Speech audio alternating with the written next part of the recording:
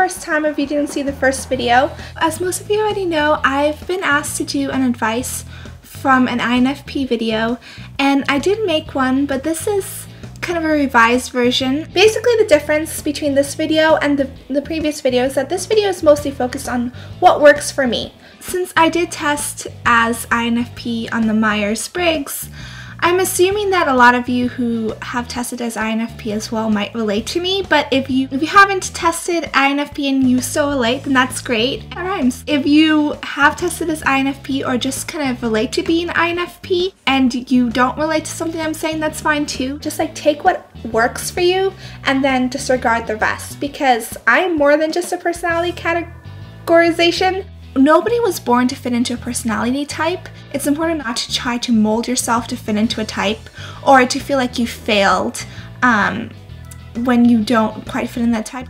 In my other video, I had said sometimes I contemplate the meaning of life and other times I feel it. And what I mean by that is that sometimes when I get caught up a lot into like the theories or in like what does life mean, it's something I'm not happy with something in my life and I have to kind of stop and kind of figure out what that something else is. Most cultures have the story of the young philosopher who knows all of these theories, who goes to this old wise person, and then the wise person is just like, well, no, just like feel the meaning of life. And then it takes them a while to just kind of really experience life. And I guess that's kind of what I meant when I said that. And I'm sure that's not just me. Everybody has the need for something kind of greater in their life than just like the everyday routine. Like living just to get by isn't enough. And I'm not saying this just for people who relate to being INFP, but I guess for everyone. I think that we tend to talk about it more than some other people, but just getting by isn't enough. Like we need something that kind of gives us meaning and purpose. Also, it's important to not forget about all of the amazing things that are in our lives and to kind of maybe keep on doing what we have to do in our lives. Like there's certain things that you do have to do every day. A friend of mine has, on top of like where her washer and dryer are, it says after enlightenment, the laundry. And I really like that because life is more than just getting by every day, but through our everyday things, like through the people that we meet every day, through what we do every day, the effort that we put into our lives, our existence, our appreciation for what's around us, we can find so much meaning and so much purpose and happiness and joy. A lot of people who we think of as like they were great people, they had to do everyday things. And that does not diminish like the greatness of life, the importance of life, the beauty in life. It's kind of a part of it.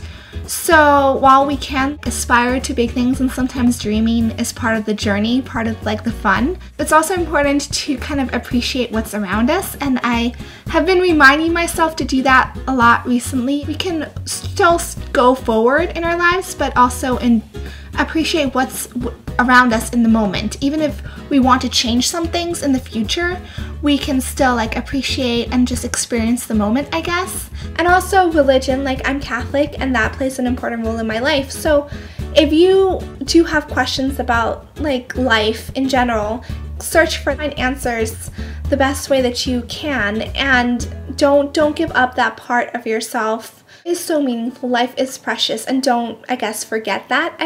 I think that's what I'm trying to say. Being a disorganized perfectionist, a lot of you related to that. And I'm sure it's not just people who relate to INFP-ness. It's just something I said in the first video. I kind of like that term now. It really does describe me quite well. A lot of the time, not all the time. Lists do help. It's a way of kind of getting me organized, even if I don't follow the list. Kind of visually see what I have to do. It helps me to just take things like one thing at a time. If you're at school, if you kind of look, okay, this test I have like in 2 or 3 weeks, and I'll focus on that one.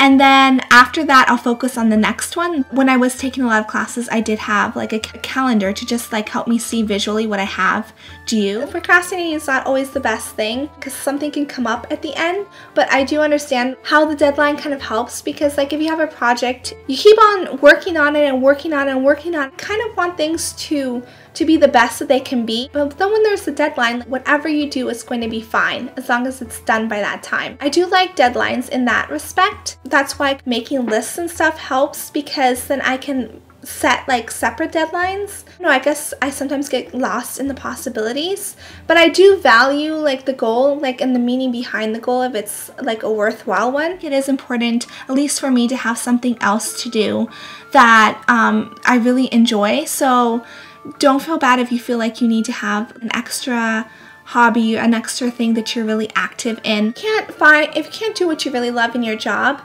keep that part of you alive. Do it as a hobby, but don't give up parts of yourself as you grow older. I'm not always doing the same thing, even though I'd like to, but I don't always time-wise have that opportunity. But I always need to have something else that I can kind of like look forward to. I like having things that are a constant journey, like martial arts, ice skating, painting, things that you can always work on and you still have more to learn. I love that. It's kind of like life itself. As you're going along, like you don't realize how much you've changed, then you look backwards and you can see how much you've changed, and then you look forward and you see how far you still have to go. And I've been asked like, why do I make videos on YouTube? And it's because I love people. Like I want to connect. I want to make a difference.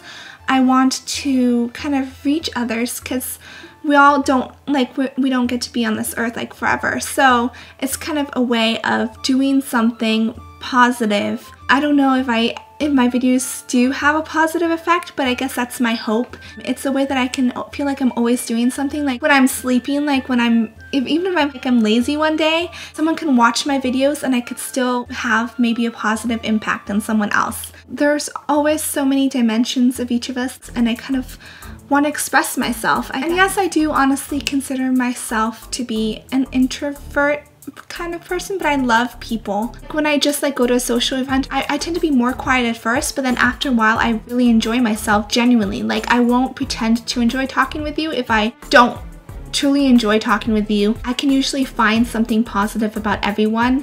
People might not always know that I really appreciate them and who they are, but I do.